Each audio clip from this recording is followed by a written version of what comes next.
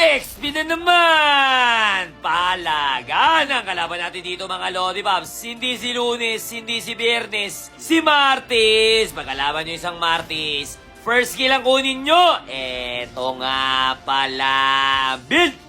Ang emblem na gamit ko dito. Tira ko lang makalaban to si Tuesday. Ang ginagawa ko sa kanya, ganun pa rin, harasin mo pa rin. Pero ingat ka doon sa skill niya kasi minsan, katulad dyan mo, nabitaw mo na yung second skill mo pero hindi umusok, di ba? Kasi nga, parang may mini-stun niya si Martis yung skill niya. Kaya mag-ingat ka, mag-John Lloyd ka, yung sinasabi ni John Lloyd. Ingat! Amaterasu tiramisu ay miss you.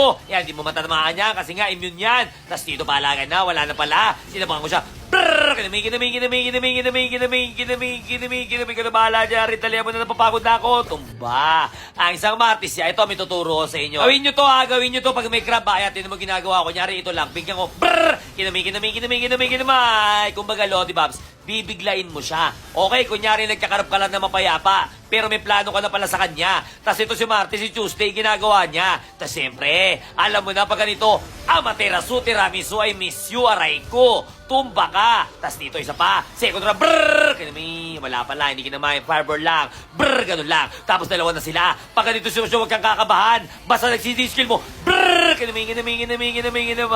Kaysa matumba ka, ilaban mo na. Dito, tatakbo ka na lang. Tapos magic ka na lang. Ganun lang gagawin mo. Tapos may gulo na. Pangalawa, amaterasu tiramisu ay miss you. Pag ganito sitwasyon, mamahabol ka. Magsi-CD skill mo. Ang gagawin mo palagi sa ganyan, ng second skill para makapasok ka doon sa brrrr sa loob. Kamayin mo na. Pinagkakamay mo sila. Tumayo ka pa. Nagangas pa nga. Tapos dito sa ganito sitwasyon, pag roam nyo nandito, huwag mong pansinin. Tore ka lang kasi wala naman damage yan. Okay? Sa Tore sa mid, pilitin mong mabutas. Kasi yan ang importante na Tore. Kahit sabihin, kahit tanong nyo pa kay Lollipops Bentings. Tapos abang ka dito. Kasi magkaka-blue. Kasi alam ko pupunta yung Gusion. Ayan na. Nag-skill na. Tayo mo mag-skill ng dalawa. Nag-skill na. Gawin mo. Brrrr! Kinamay.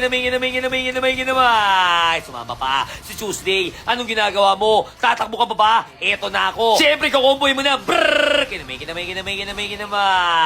Tumba. Si Tuesday. Siyempre, alam niyo na to. Matagal ko na tong ginagawa. Abang ka dito kasi may padating na biyaya! Brrrr! Kinamay. Matagal ko nang ginagawa. Panahon pa ng hapon. Dalawa na sila dito. Eto sinasabi ko sa inyo. Pag ganito sitwasyon, huwag kang matakot, huwag kang kabahan kasi brrrr! Kinamay. Ouch, play mo pa, ya.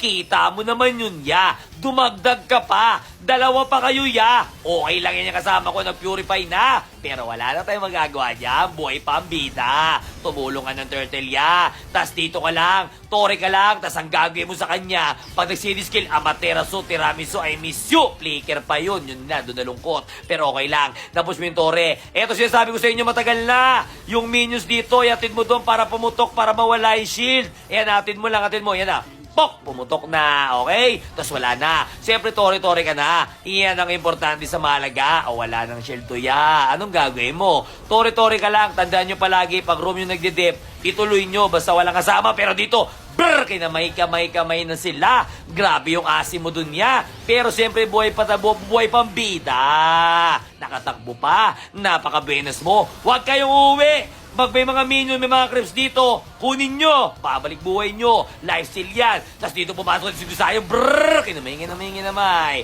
Gusayon, pumasok sa malupit na kalaban. Pero ito na, ang gagawin mo lang dito, Tore ka lang, wala ka munang ibang iisipin. Siyempre, atay mo makapasok to. Pag nakapasok yan doon, nakatapak na, alam mo na yung gagawin mo. Basta yung objective, pag nakatapak na, alam mo na gagawin mo, siyempre. Kiklear mo muna, para umabante yung iba. Tapos ang gagawin mo ganito, siyempre ganito na, pag ganitong sitwasyon, wala ka ng ibang iisipin. Ice cream lang ngayong papaluin kasi na magbibigay sa inyo ng win! Victory! Bira ko makalaban si Martes sa lane. Pero kung makakalaban nyo siya, mag-ingat ka doon sa skill niya, huwag kayo magpapatama kasi yung skill mo, siyempre, pwedeng makancel yon. So, halimbawa, kala mo, nabitaw mo na, pero hindi pa pala. So, mamamali ka sa combo mo. Kaya kung may tanong ka ba kay Julian, comment ka lang dyan. Nice, Jay!